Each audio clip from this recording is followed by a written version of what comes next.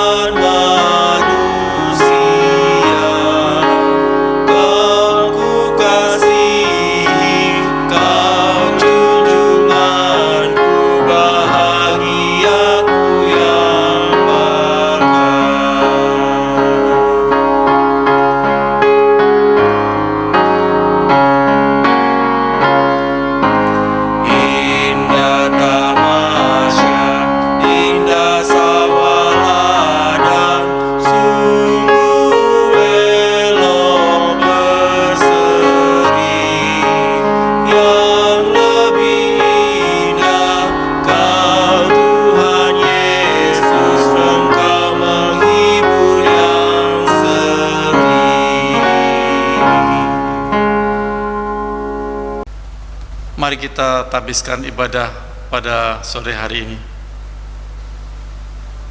Pertolongan kita adalah dalam nama Tuhan yang menjadikan langit dan bumi, yang tetap setia untuk selama-lamanya dan tidak meninggalkan perbuatan tangannya. Kasih karunia dan damai sejahtera dari Allah Bapa kita dan dari Tuhan Yesus Kristus menyertai kita sekalian. Amin. Amin.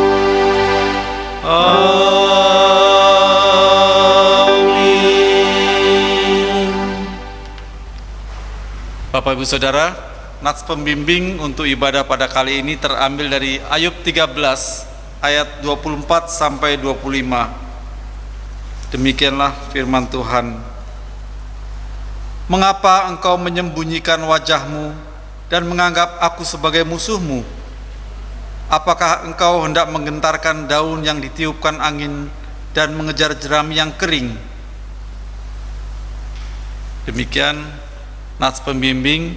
Marilah kita memuji Tuhan kembali, memohon bimbingan Tuhan.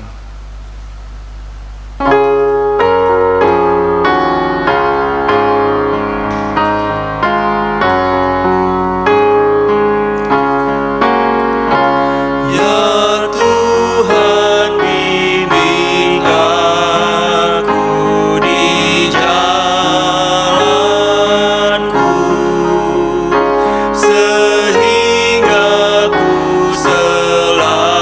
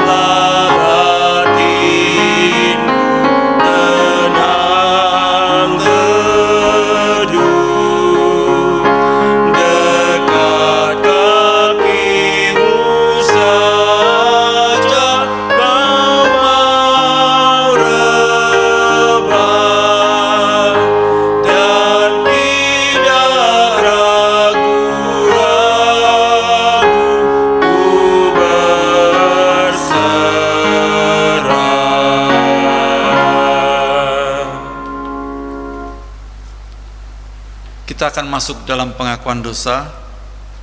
Sebagaimana umat Kristiani pada umumnya hidup dituntut untuk hidup sesuai dengan firman Allah, tetapi tidak selamanya kita sempurna mengiring Tuhan, mengikuti kehendak Tuhan dalam firman-Nya. Masih ada saja kelemahan kekurangan yang kita lakukan sepanjang hidup kita, khususnya di sepanjang minggu yang lalu. Saat ini diberikan kesempatan bagi kita untuk mengakui segala dosa kita di hadapan Tuhan, supaya kita kembali dilayakkannya dalam ibadah ini. Bapak Ibu dipersilakan berdoa 1 menit dan saya akan menutup dalam doa pengakuan dosa.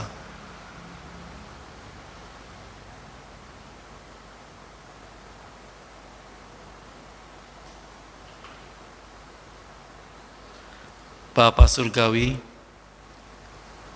kami menyadari bahwa Engkau adalah Allah yang Maha mengetahui apa yang ada dalam pikiran kami, apa yang menjadi tutur kata kami sehari-hari, apa yang menjadi perbuatan kami di dalam kehidupan sehari-hari. Segala kekurangan, kelemahan kami telah akui di hadapan-Mu, dan kami mohon pengampunan-Mu ya Bapa. Kami mempercayai akan kasih-Mu, anugerah-Mu cukup, penuh, sempurna atas kami. Kami memohon pengampunan dosa dengan iman hanya di dalam nama Tuhan Yesus Kristus, karena kami percaya kami akan menyambut anugerah pengampunan-Mu. Di dalam nama Tuhan Yesus Kristus kami berdoa dan mengucap syukur. Amin. Kita menyadari bahwa kita dilayakkan oleh Tuhan bukan karena kebaikan kita, tetapi semua hanya oleh karena kasih karunia Tuhan saja. Marilah kita dengan sikap yang menyembah Allah, kita nyatakan itu dengan pujian, bukan karena upah-Mu. PKJ 265.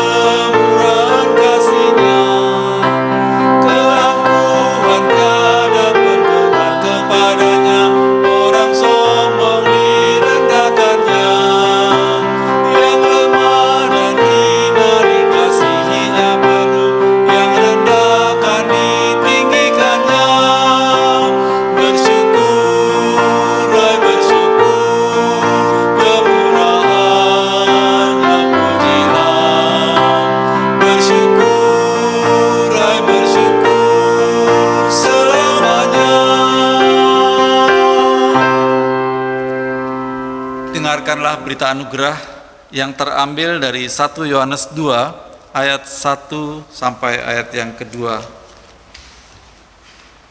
1 Yohanes 2 ayat 1 sampai ayat yang kedua, demikianlah firman Tuhan. Anak-anakku, hal-hal ini kutuliskan kepada kamu, supaya kamu jangan berbuat dosa. Namun, jika seorang berbuat dosa, kita mempunyai seorang pengantara pada Bapa, yaitu Yesus Kristus yang adil. Dan Ia adalah pendamaian untuk segala dosa kita, dan bukan untuk dosa kita saja, tetapi juga untuk dosa seluruh dunia. Kita percaya bahwa pengampunan telah terjadi di dalam nama Bapa, Putra, dan Roh Kudus.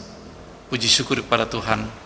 Marilah kita memuliakan Tuhan kita atas anugerahnya dengan pujian, "Ku perlukan juru selamat agar kita tidak sesat."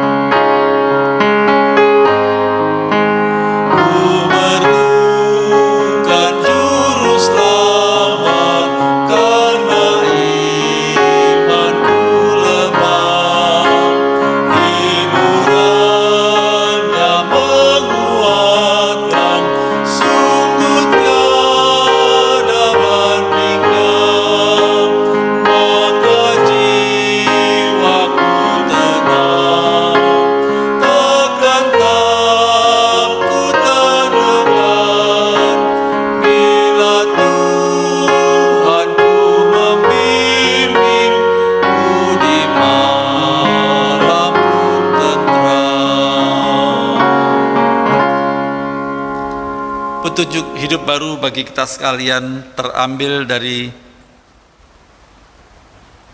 Yesaya 48 ayat 16 sampai yang ke-19. Yesaya 48 ayat 16 sampai 19. Demikianlah firman Tuhan. "Mendekatlah kepadaku, dengarlah ini. Dari dahulu tidak pernah aku berkata dengan sembunyi, dan pada waktu hal itu terjadi, aku ada di situ. Dan sekarang Tuhan Allah mengutus aku dengan roh-Nya. Beginilah firman Tuhan penebusmu, yang Maha Kudus Allah Israel. Akulah Tuhan Allahmu, yang mengajar engkau tentang apa yang memberi faidah, yang menuntun engkau di jalan yang harus kau tempuh. Sekiranya engkau memperhatikan perintah-perintahku, maka damai sejahteramu akan seperti sungai yang tidak pernah kering, dan kebahagiaanmu akan terus berlimpah seperti gelombang-gelombang laut yang tidak pernah berhenti. Maka keturunanmu akan seperti pasir, dan anak cucumu seperti kersik banyaknya. Nama mereka tidak akan dilenyapkan atau ditiadakan dari hadapanku." Demikian petunjuk hidup baru. Kiranya Roh Kudus menuntun kita untuk hidup seturut dengan tuntunan firman Allah. Tiba saatnya kita akan mempersiapkan diri untuk menerima firman Tuhan. Sebelum kita mendengarkan firman Tuhan, saya undang Bapak Ibu bangkit berdiri. Mari kita membuka hati kita untuk menerima firman-Nya dengan pujian "Jiwaku Terbuka".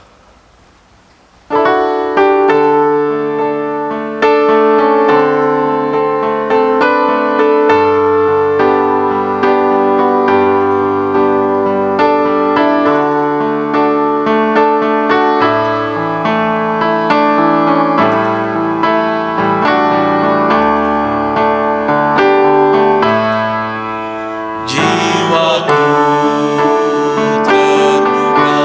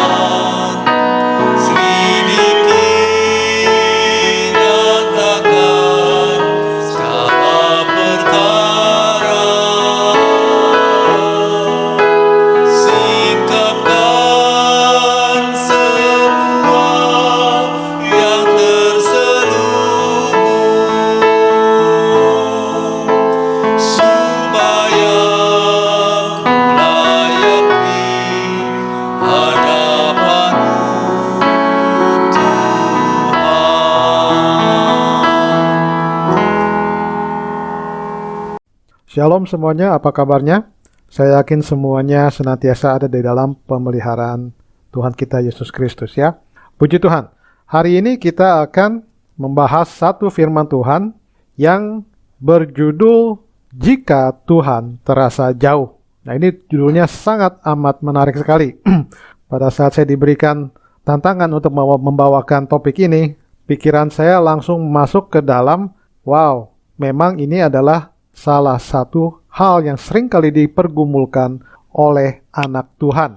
Nah, kita tahu bahwa sering kali semua dari kita merasakan ini, bahwa Tuhan itu terasa kok jauh sekali. Kapan sih sebenarnya Tuhan itu terasa jauh? Biasanya Tuhan itu jauh bukan pada saat-saat senang ya, pada saat-saat kita baru saja naik gaji, pada saat kita baru aja dapat jodoh, baru saja diberkati gitu ya. Seringkali kita nggak gitu pusingkan apakah Tuhan itu jauh atau dekat, meskipun kita senantiasa mengucap syukur. Tetapi biasanya Tuhan itu terasa jauh dalam masa-masa sulit ya. Contohnya misalnya kita sedang dalam sakit penyakit, ini kan masa COVID ya. Dalam sakit penyakit itu terasa Tuhan jauh sekali. Mana Tuhan, kok aku nggak sembuh-sembuh ya. Pada saat kita dalam himpitan hidup, pada saat banyak musuh datang menyerang, mungkin kita dianiaya, kita difitnah, atau kita jatuh dalam godaan iblis. Nah, pada saat-saat itulah kita merasa, Tuhan, kok kayaknya aku berdoa, kayaknya aku menyembah Tuhan, tapi seolah-olah Engkau itu jauh sekali daripadaku. Nah, kita akan mendengarkan sebagian dari firman Tuhan, kebenaran dari firman Tuhan tentang hal ini. Ya, karena kita mesti tanya ulang sesuai dengan firman Tuhan. Ya, apakah mungkin Tuhan itu jauh daripada kita? Nah, firman Tuhan mengajar dan semua dari kita pasti sudah memahami bahwa Allah itu omnipresent. Jadi Allah itu tidak pernah jauh, Allah itu ada di mana-mana. Jadi meskipun kadang-kadang ada orang punya teori begini, oh Roh Kudus itu, ya kan Allah kan kehadirannya diwakilkan dengan keberadaan Roh Kudus di dalam hati kita. Jadi seringkali pada saat misalnya kita mau masuk nih untuk berjudi, lalu dikatakan dalam teori ini, oh Roh Kudus nunggu di luar, karena Roh Kudus nggak mungkin ikut sama kita masuk ke dalam tempat di mana ada perjudian, karena itu adalah kotor bagi Tuhan gitu ya. Tapi itu adalah definisi sedikit banyak dari sisi pandang manusia yang mungkin tidak benar, karena Allah itu ada di mana-mana. Ya, lepas dari apa yang kita rasakan, Allah itu jauh atau dekat, Allah itu senantiasa ada. Dan kita belajar hari ini ya tentang penyertaan Allah kepada bangsa pilihannya dulu, kepada bangsa Israel. Nah, dari situ kita bisa lalu mengambil satu kesimpulan bagaimana penyertaan Allah itu kepada aku sekarang yang hidup di dalam zaman kasih karunia. Jadi pada saat zamannya bangsa Israel, Raja Daud seringkali berdoa dalam kitab Mazmur. Dia berkata, Allahku, mengapa engkau meninggalkan aku? Aku berseru, engkau jauh. Ya, itu Mazmur 22.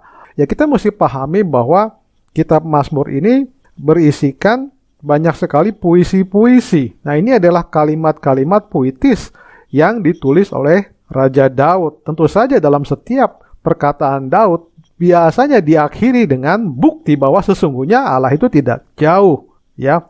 Tetapi kembali kita masuk ke dalam apa yang disebut sebagai perasaan ini gitu ya.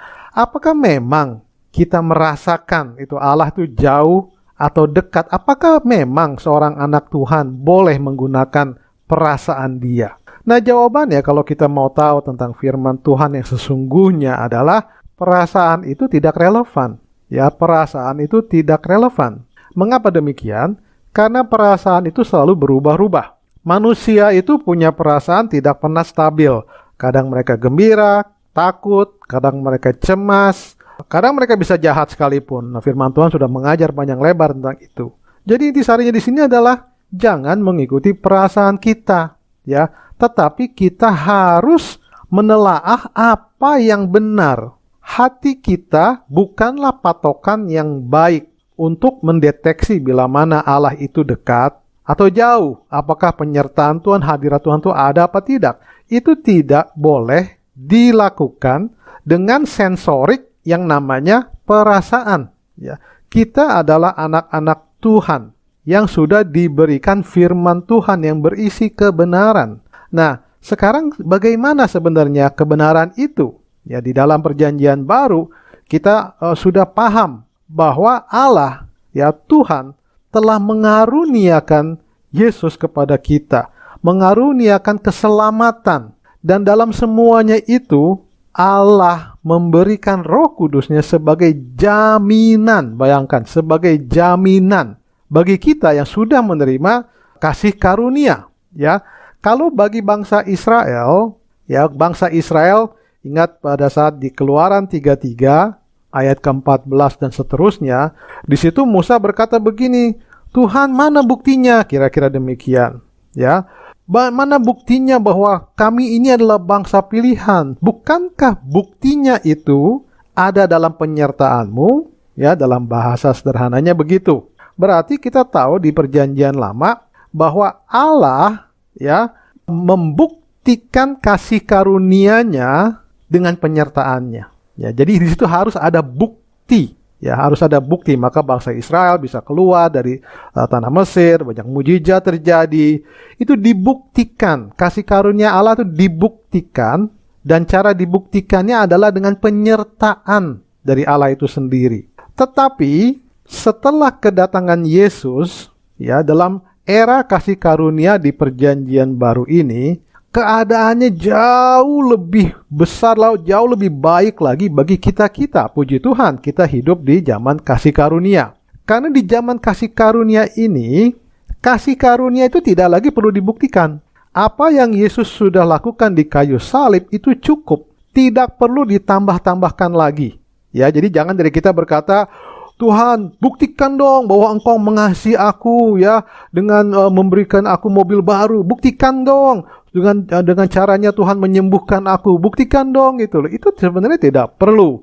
Karena kasih karunia dari Yesus itu mencapai puncaknya di kayu salib, dan itu sudah cukup. Tetapi kita boleh meminta kepada Tuhan dengan doa-doa kita. Apapun yang jadi kerinduan hati kita, silakan kita doakan. Tapi jangan minta Tuhan membuktikan bahwa Dia berkasih karunia kepada kita setelah Dia mati di kayu salib gitu. Namun demikian, Tuhan tetap memberikan kepada kita garansi penyertaannya. Oh, bukankah itu luar biasa ya?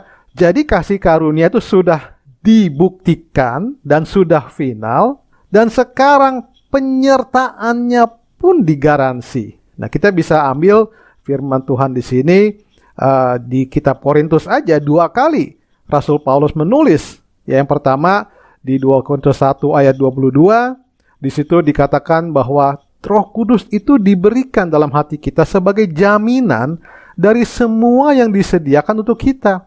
Penyertaan Tuhan itu loh, Roh Kudus itu loh, menjadi jaminan bahwa semua yang Tuhan janjikan pasti tiba. 2 Korintus 5 ayat 5, di situ dikatakan bahwa Tuhan mengaruniakan rohnya kepada kita sebagai jaminan untuk semua yang disediakan bagi kita. Dalam hal ini konteksnya adalah Rasul Paulus sedang bicara tentang kesengsaraan, bagaimana kita hidup dalam kesulitan, ya hidup kita, lebih baik kita mungkin menghadap kepada Allah, tetapi dikatakan bahwa Roh Kudus menjamin kita bahwa kita tuh selalu baik-baik saja. Dan yang ketiga jaminan itu dikatakan di Efesus 1 ayat 14, bahwa Roh Kudus adalah jaminan bagi kita sampai kita memperoleh seluruhnya, yaitu pengharapan akan hidup yang kekal. Ya, itu saya singkat saja firman-firmannya biar tidak terlalu lama ya. Jadi bagaimana sekarang? Kalau kita sudah tahu di era kasih karunia ini, penyertaan Tuhan itu digaransi. Belum lagi Yesus berkata, aku menyertai kamu sampai akhir zaman. Aku tidak sekali-kali akan membiarkan engkau. Aku tidak akan meninggalkan engkau. Ya, Ibrani 13 ayat 5. Lalu dikatakan Roma 8:35, siapa yang bisa memisahkan kita dari Kristus? Semua pernyataan Tuhan melalui firman-Nya di perjanjian baru, semuanya mengatakan bahwa Allah itu dekat dengan kita. Allah itu bahkan ada di dalam kita, di mana kita adalah bait Allah dan Roh Kudus berdiam di dalam kita. Oleh sebab itu kita harus mengenal bahwa tidak mungkin Allah itu jauh dari kita. Tapi ya, bagaimanapun juga firman Tuhan mengajar kepada kita untuk menguji segala sesuatu, ya. Yang perlu diuji adalah kita dulu sendiri. Ya, itulah yang harus diuji. Ya, firman Tuhan berkata, "Ujilah dirimu sendiri, apakah kamu tegak di dalam iman? Selidiki dirimu." Ya, itu adanya di 2 Korintus 13 ayat 5, 1 Tesalonika 5:21 berkata, "Ujilah segala sesuatu, peganglah yang baik." Jadi dalam hal ini, kalau kita hidup di perjanjian baru di era kasih karunia, ya, keberadaan Tuhan itu sudah pasti, tidak bisa disangkal lagi. Jangan kita pakai perasaan. Tetapi di sini yang dituntut adalah kita harus bisa menguji diri kita sendiri. Untuk apa? Untuk memastikan bahwa Allah itu dekat dan menyertai kita. Karena kita tahu bahwa Allah tidak mungkin dekat dengan kita bila mana kita yang meninggalkan Dia. Oleh sebab itu, kita akan mengambil satu perikop sedikit dari Yakobus 4. Saya bacakan, ini Yakobus 4 ayat 4 sampai ke 10. Demikian firman Tuhan. "Hai kamu orang-orang yang tidak setia, tidakkah kamu tahu bahwa persahabatan dengan dunia adalah permusuhan dengan Allah? Jadi barang siapa hendak menjadi sahabat dunia ini, ia menjadikan dirinya musuh Allah. Janganlah kamu menyangka bahwa kitab suci tanpa alasan berkata, roh yang ditempatkan Allah di dalam kita diingininya dengan cemburu. Tetapi kasih karunia yang dianugerahkannya kepada kita lebih besar daripada itu. Karena itu ia katakan, Allah menentang orang yang congkak, tetapi mengasihani orang yang rendah hati. Karena itu tunduklah kepada Allah, lawanlah iblis, maka ia akan lari daripadamu. Mendekatlah kepada Allah, dan ia akan mendekat kepadamu. Tahirkanlah tanganmu, hai kamu orang-orang berdosa, dan sucikanlah hatimu, hai kamu yang mendua hati. Sadarilah kemalanganmu, berduka cita dan merataplah, hendaklah tertawamu kamu ganti dengan ratap, dan sukacitamu dengan duka cita. Rendahkanlah dirimu di hadapan Tuhan, dan Ia akan meninggikan kamu. Dari satu perikop yang kita barusan dengar, semua perkataan di sini mengerucut kepada satu topik, yaitu mendekatlah kepada Allah dan Ia akan mendekat kepadamu. Jadi di sini kita dituntut untuk menguji diri sendiri. Ya, jangan pakai perasaan, oh Tuhan itu saat menyembah kok kayaknya nggak ada gitu. Jangan pakai perasaan, tetapi uji diri kita sendiri. Ya, setelah kita menguji diri kita sendiri, kita akan mengetahui bila mana Allah itu dekat atau jauh. Yang pertama-tama kita mesti uji menurut perikop itu adalah apakah kita masih memegang dunia. Kan dikatakan persahabatan dengan dunia adalah permusuhan dengan Allah. Apakah kita masih mengasihi dunia? Karena firman berkata, bila kita masih mengasihi dunia, kasih akan Bapa tidak ada di dalam orang itu. Ya, kalau kita masih berpikiran bahwa kita mengasihi Allah dan mengasihi dunia, dan Allah terus akan hadir di tengah-tengah hidup kita, maka sudah pasti kita salah. Ya, uji diri kita. Ya, itu yang pertama. Yang kedua, jangan izinkan si iblis itu menyesatkan dan mengintimidasi kita. Memang kita adalah orang salah, orang berdosa di zaman dulunya. Sebelum kita terima Yesus, tidak ada dari kita yang layak berhadapan dengan Allah. Tapi firman berkata bahwa roh yang ditempatkan Allah di dalam diri kita diingininya dengan cemburu. Begitulah Tuhan itu mau sekali dekat dengan kita. Pada saat iblis berkata, siapa engkau? Mana mungkin Allah mau dengan orang yang kotor seperti engkau? Tetapi kita tahu, kita menguji diri kita bahwa kita sudah sungguh-sungguh hidup dalam kebenaran di dalam Kristus. Dan kita sudah dibasuh oleh darahnya yang kudus. Dengan demikian kita memiliki keberanian untuk mendekat kepada Allah. Ya. Dan yang ketiga yang terakhir, ya, yang ketiga yang terakhir kita dapatkan dari perikop ini adalah mari kita mendekat kepada Allah dengan kehausan yang amat sangat. Ya, mari kita mendekat dan Allah akan mendekat kepada kita. Bagaimana caranya? Tahirkanlah tangan kita. Sucikanlah hati kita, karena semuanya ini berhubungan bagaimana dengan hati kita. Kedagingan kita, bila mana kita masih memegang banyak kedagingan, banyak sifat-sifat yang masih kita belum lepaskan, itu semua keinginan kedagingan disebut perseteruan terhadap Allah. Bagaimana kita dekat dengan Allah kalau kita masih berseteru secara daging? Lalu kita mesti tahirkan diri untuk masuk ke ruang kudusnya Tuhan. Kita basuh dengan pertobatan setiap hari. Dengan cara itulah kita masuk ke ruang kudusnya Tuhan. Lalu kemudian kita mencari Tuhan seperti Daud mencari Tuhan. Daud berkata, Mazmur 63, berkata, "Ya Allah, Engkaulah Allahku, aku mencari Engkau, jiwaku haus kepadamu, tubuhku rindu kepadamu seperti tanah yang kering dan tandus tiada berair." Nah, seperti inilah kita harus mencari Tuhan. Dan bila mana kita melakukan ini seluruhnya, maka kita tahu, gak pakai perasaan lagi. Allah itu seperti pada saat perumpamaan anak yang hilang. Pada saat kita baru saja berjalan satu langkah saja, maka Allah seperti perumpamaan bapa yang hilang. Bapa itu datang berlari menjumpai anaknya. Seperti itulah juga Tuhan Yesus kita. Jadi kita menguji diri sendiri, jangan gunakan perasaan, uji diri apakah kita sudah meninggalkan dunia, apakah kita sadar bahwa Allah itulah yang sesungguhnya lebih rindu untuk bersama dengan kita. Dan apakah kita punya kerinduan, begitu haus dan lapar sehingga kita mau melepaskan semua kedagingan kita dan mencari Tuhan segenap hati kita dengan semua ketulusan hati kita. Demikian Bapak Ibu Saudara sekalian, kiranya firman Tuhan hari ini membawa kita kepada tempat-tempat di mana kita bisa lebih dekat lagi, lebih erat lagi, lebih intim lagi dengan Allah kita yang kita sembah di dalam nama Tuhan Yesus. Tuhan Yesus memberkati. Mari Bapak Ibu Saudara sekalian, mari kita bersatu dalam doa syafaat. Kami mengucap syukur Bapa di surga atas firman yang senantiasa menguatkan kami. Kami mengucap syukur bahwa Engkau senantiasa melindungi, membentengi, menuntun, memelihara kami Tuhan dengan herannya. Kami berdoa Bapa di hari ini agar kuasa-Mu terus melingkupi setiap dari kami. Kami berdoa bagi setiap jemaat-jemaat yang ada di Pauk Tomang ini, agar setiap jemaat di sini sungguh-sungguh Tuhan ada di dalam pemeliharaan-Mu yang sempurna. Kami berdoa untuk khususnya juga untuk Ibu Enita Sofia yang sedang sakit, dan kami terus percaya karena iman kami berkata oleh bilur-bilur-Mu, Ibu Enita Sofia sudah sembuh. Kami juga berdoa bagi semua bapak-bapak, ibu-ibu, teman-teman, sahabat-sahabat, khususnya juga yang lansia yang belum dapat ikut beribadah dengan kami. Kami percaya setiap dari mereka terus Tuhan Kau pelihara dan Kau bentengi.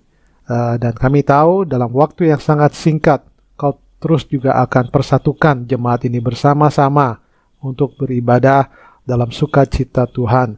Kami berdoa bagi semua jemaat yang lainnya, dan juga semua pengerja, semua jajaran pengurus, pimpinan-pimpinan, Bapa dari Pauk Tomang ini, agar setiap dari mereka dilindungi oleh tangan Tuhan sendiri. Jauhkan Bapa dari segala bentuk sakit, penyakit, mara bahaya, kecelakaan, apapun juga, khususnya dalam rangka COVID yang sekarang ini. Dan kami juga percaya setiap dari mereka terus juga Kau pelihara secara finansial.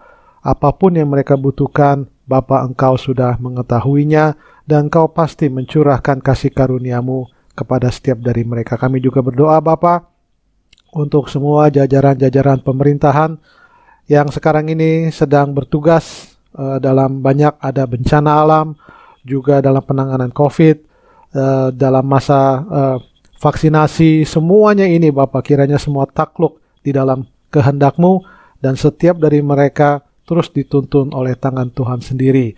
Terima kasih Bapa di surga juga untuk semua jajaran pemerintahan dari presiden sampai ke wakil presiden, semua departemen, dan juga semua sampai ke kelurahan, sampai ke RT RW, bahkan semuanya ini Bapa, semua bersinergi bekerja sama di dalam upaya untuk mendatangkan kebaikan bagi semua masyarakat di Indonesia dalam tuntunan, dalam takut akan Tuhan. Terima kasih Bapa di surga, kami serahkan doa-doa kami di dalam nama Tuhan Yesus. Amin. Bapak Ibu Saudara, setelah kita menerima firman Tuhan, marilah kita meresponinya dengan bersama-sama dengan segala jemaat di segala abad dan tempat mengucapkan pengakuan iman rasuli. Saya undang Bapak Ibu bangkit berdiri, kita akan menyatakannya bersama-sama. Aku percaya kepada Allah, Bapa yang Maha Kuasa, Khalik langit dan bumi, dan kepada Yesus Kristus, anaknya yang tunggal Tuhan kita, yang dikandung daripada Roh Kudus, lahir dari anak darah Maria, yang menderita sengsara di bawah pemerintahan Pontius Pilatus, disalibkan, mati dan dikuburkan, turun ke dalam kerajaan maut. Pada hari yang ketiga, bangkit pula dari antara orang mati, naik surga, duduk di sebelah kanan Allah, Bapa yang Maha Kuasa, dan dari sana ia akan datang untuk menghakimi orang yang hidup dan yang mati. Aku percaya kepada Roh Kudus, gereja yang kudus dan am, persekutuan orang kudus, pengampunan dosa, kebangkitan orang mati, dan hidup yang kekal. Amin. Silakan duduk Bapak Ibu Saudara. Saatnya kita memberikan persembahan, dan sebagaimana ibadah online, setiap minggunya persembahan akan dilakukan melalui transfer. Silakan Bapak Ibu Saudara yang tergerak untuk memberikan persembahan dapat mentransfer ke rekening yang tercantum dalam layar. Segenap majelis mengucapkan terima kasih atas persembahan yang Bapak Ibu Saudara sudah persembahkan untuk alat kemuliaan Tuhan.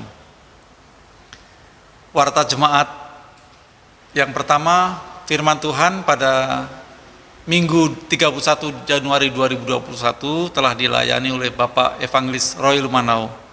Atas mana segenap jemaat mengucapkan terima kasih atas pelayanan Bapak Evangelis Roy Lumanau. Kiranya Tuhan memberkati baik pelayanan Bapak maupun kehidupan Bapak sekeluarga. Untuk pelayanan firman Tuhan pada minggu yang akan datang di awal Februari, yaitu 7 Februari 2021, kita akan dilayani oleh Bapak Evangelis Ricardo Frederico Sijaila MTH. Mari kita dukung dalam doa persiapan beliau sehingga firman Tuhan boleh sungguh menyegarkan, menguatkan, meneguhkan kita semua jemaatnya. Mengenai persembahan, Bapak Ibu dapat membacanya dari warta jemaat yang akan dibagikan melalui WhatsApp oleh Pauk Tomang Official. Untuk ibadah komisi pemuda menyelenggarakan ibadah secara online pada 3:30 sore di hari Minggu, juga remaja pada hari Minggu 1:30 siang, dan komisi anak-anak atau sekolah minggu pada hari Minggu jam 11. Apabila ada Bapak, Ibu yang punya keluarga yang ingin ikut ibadah pemuda atau remaja atau sekolah minggu anak-anak, mohon menghubungi majelis untuk kami bagikan linknya. Jemaat yang berulang tahun, yang pertama adalah Ibu Neni Yuningsih pada 25 Januari, dan yang kedua Bapak Tabrani Falatehan pada 26 Januari. Segenap persekutuan mengucapkan selamat ulang tahun kepada Ibu dan Bapak, kiranya Tuhan memberkati. Baik, kita akan mengakhiri ibadah kita pada hari ini, dan saya undang Bapak Ibu bangkit berdiri. Mari kita menyadari bahwa setiap kita diutus untuk memberitakan rahmat Tuhan kepada setiap orang. Kita nyatakan dengan pujian keluar dari kaum, Kidung Jemaat nomor 342.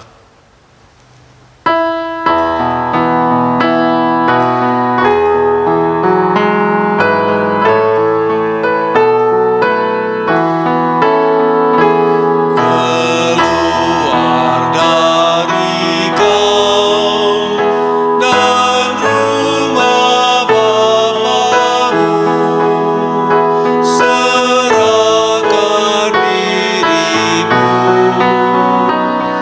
dirimu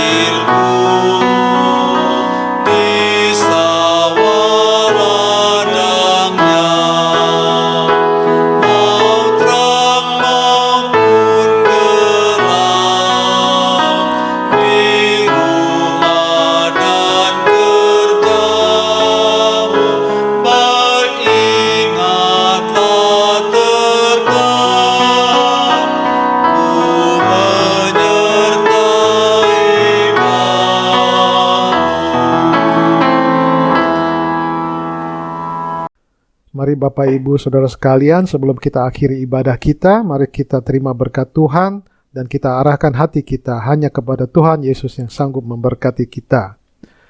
Tuhan pasti memberkati hidupmu.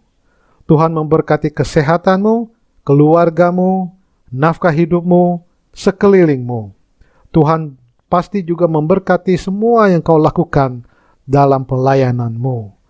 Dan apapun yang kau kerjakan, di dalam takut akan Tuhan, maka Tuhan sendiri akan membuatmu berhasil. Dan apapun juga yang kita harus hadapi, maka Tuhan semesta alam yang telah memanggil kita kepada Yesus Kristus dalam kemuliaan yang kekal, selalu akan melengkapi, meneguhkan, menguatkan, dan mengokohkan engkau. Dan kiranya damai sukacita Tuhan, kasih karunia-Nya, dan persekutuanmu dengan Roh Kudus menyertai Bapak Ibu Saudara sekalian dari sekarang sampai kesudahannya. Di dalam nama Tuhan Yesus, mari kita yang terima berkat bersama saya katakan, amin.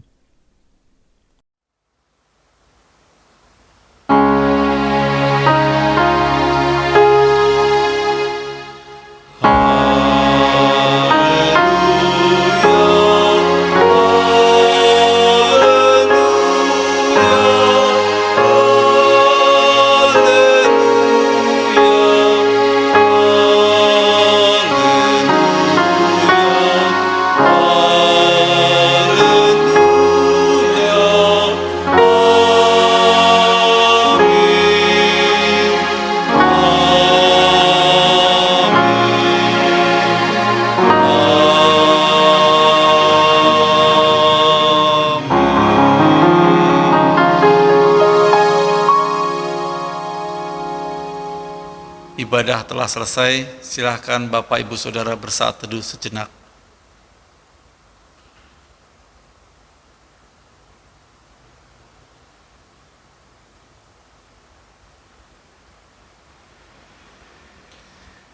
Demikian ibadah kita pada Minggu 31 Januari 2021. Selamat hari Minggu, Tuhan memberkati. Sampai jumpa di minggu yang akan datang.